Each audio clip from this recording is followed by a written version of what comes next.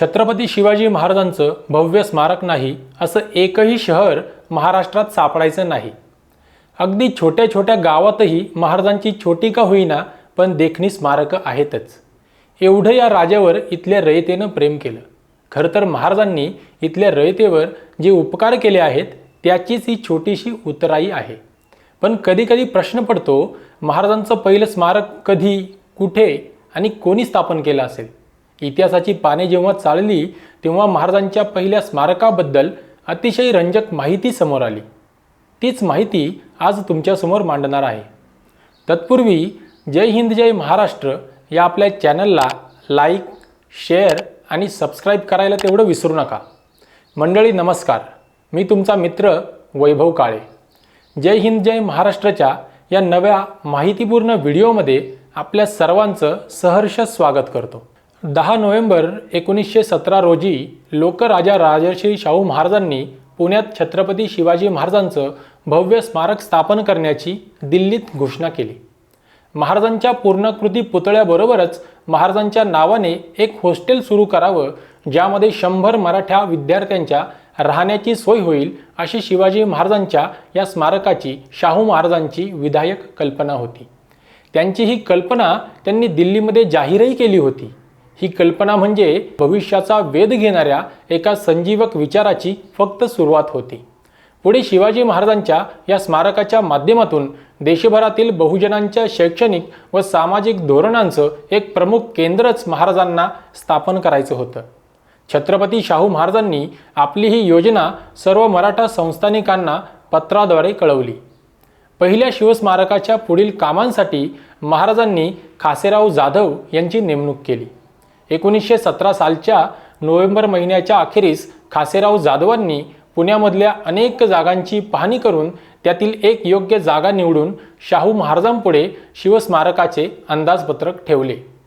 जाधवांच्या अंदाजपत्रकानुसार शिवस्मारकाच्या उभारणीसाठी सुमारे 3 लाख रुपये खर्च येणार होता।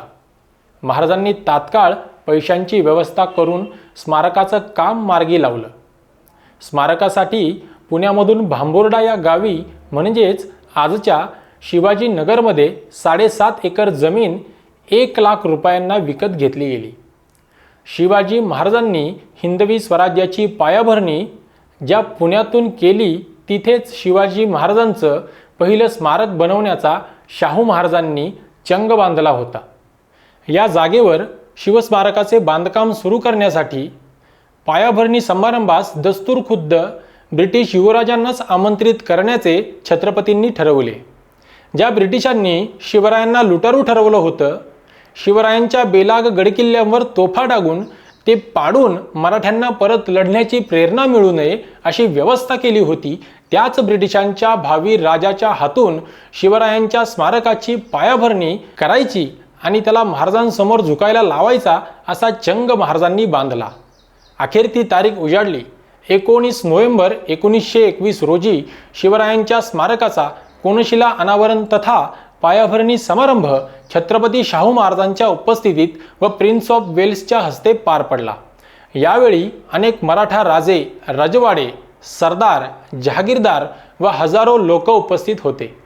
छत्रपती शिवाजी महाराज व छत्रपती शाहू महाराजांच्या जय जयकारानं अवघा आसमंत दुमदुमला होता। या प्रसंगी ब्रिटिश राजपुत्राला संबोधित करताना छत्रपती शाहू महाराज म्हणाले, आपण ही गर्दी व लोकांचा उत्साह पाहून छत्रपती शिवाजी महाराजांबद्दल मराठा लोकांत किती आदर आहे याची कल्पना करू शकता। शिवाजी महाराज हे राजनीती कुशल होते। 8 मंत्र्यांचे मंत्रिमंडळ स्थापन करून महाराजांनी केंद्रीय मंत्रिमंडळाची संकल्पना भारतात राबवली। याशिवाय सर्वप्रथम भारतीय आरमार स्थापन करण्याचेही श्रेय शिवाजी महाराजांचेच होते। मला खात्री आहे की सन्माननीय प्रिन्स हे शिवाजी महाराजांची ताकद व राजनीती कौशल्य ओळखण्यास कमी पडणार नाहीत। सन्माननीय प्रिन्स यांना ठाऊकच आहे की मराठा ही जात जन्मापासूनच शूर आहे आणि आज देखील कलकत्ता शहराभोवतीचा मराठा खंदक आमच्या ताकदीची साक्ष देत आहे।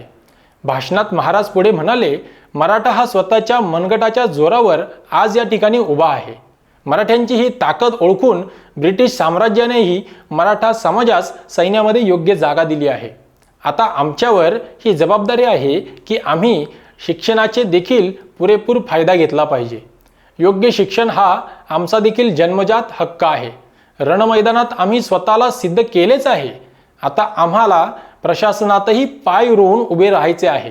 आम्हाला केवळ आमच्या तलवारीचेच नव्हे तर आमच्या लेखणीची ताकद दाखवून द्यायची आहे. प्रिन्स ऑफ वेल्स समोर महाराजांनी ज्या तडफेने परखड विचार मांडले त्यामुळे उपस्थित जनसमुदायालाही स्फुरण चढले. जमलेल्या लोकांनी शिवराय व शाहू महाराजांच्या नावाचा जोरदार जय जयकार केला. यानंतर प्रिन्स ऑफ वेल्सने जे भाषण केलं त्यात तो एक अत्यंत महत्त्वाचं वाक्य म्हणाला. तो म्हणाला, शिवाजी महाराजांनी केवळ साम्राज्यच उभारले नाही तर एक राष्ट्र घडवले. किती मोठा अर्थ लपलाय या वाक्यात. शिवस्मारकाच्या पायाभरणीसाठी ब्रिटिश युवराजाला बोलावण्याचा महाराजांचा उद्देश इथे पूर्ण साध्य झाला आहे. ज्या इंग्रजांनी शिवाजी महाराजांना लुटारू ठरवलं होतं त्याच इंग्रजांचा राजा शाहू महाराजांच्या कूटनीतीने शिवाजी महाराजांना राष्ट्रपुरुष म्हणता झाला. भाषणात पुढे प्रिन्सने शाहू महाराजांच्या शिवस्मारकाच्या योजनेचेही कौतुक केले.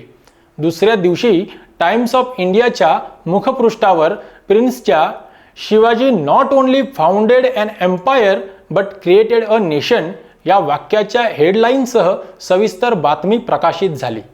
अशा प्रकारे ब्रिटिश युवराज प्रिन्स ऑफ वेल्सच्या हस्ते शिवरायांच्या जगातील पहिल्या लोकाभिमुख स्मारकाचा पायाभरणी सोहळा पार पडला.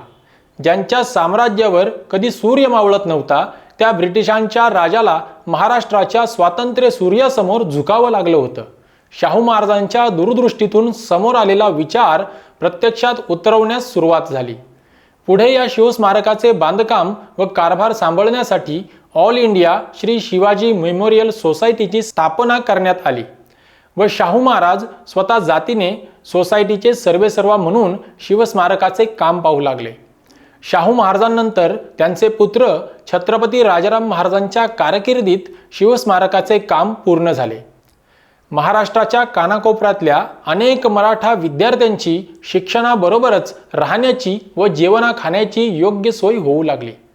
शाहू महाराजांनी छत्रपती शिवाजी महाराजांच्या नावाने स्थापन केलेल्या या संस्थेत शिकून हजारो गरीब कुटुंबांच्या आयुष्याचा उद्धार झाला. घराची गळकी तुटकी कौलं जाऊन आलिशान बंगले आले. जिथे नशिबी बैलगाडीही नव्हती तिथे अनेकांना चारचाकीत फिरता आलं. एक विधायक विचार हजारो कुटुंबांचं फुटकं नशीब कसं सोनेरी करू शकतो याचं याहून उत्तम उदाहरण कोणतंही असू शकत नाही. छत्रपती शिवाजी महाराजांची स्मारकं बनवावीत की नाही हा आजकाल विनाकारण राजकारणाचा विषय झालेला आहे. महाराजांच्या स्मारकाचे राजकारण करण्यापेक्षा राजर्षी शाहू महाराजांनी ज्याप्रमाणे स्मारकासोबतच एक विधायक विचार रुजवला तो जर जशाच्या तसा पुढे नेता आला तर खऱ्या अर्थाने शिवाजी महाराजांना अपेक्षित स्वराज्य पुन्हा अवतरेल. आजही महाराजांचं हे भव्य स्मारक पुण्यात महानगरपालिकेच्या इमारती मागे शिवाजी नगरकडे जाणाऱ्या रस्त्यावर असलेल्या कॉलेजच्या प्रांगणामध्ये दिमाखात उभे आहे. मित्रांनो, या स्मारकामध्ये महाराजांची अश्वारूढ रुबाबदार देखणी मूर्ती जी बसवलेली आहे ती नेमकी कुणी बनवली, कशी बनवली, या स्थानावरती ती मूर्ती नेमकी कशी आणली गेली याचा देखील अत्यंत रंजक इतिहास आहे. तो रंजक इतिहास येणाऱ्या काळामध्ये एका वेगळ्या व्हिडिओच्या माध्यमातून आपण जाणून घेणार आहोत. तोपर्यंत सर्व रसिक मायबाप प्रेक्षकांना मानाचा सप्रेम जय हिंद, जय महाराष्ट्र.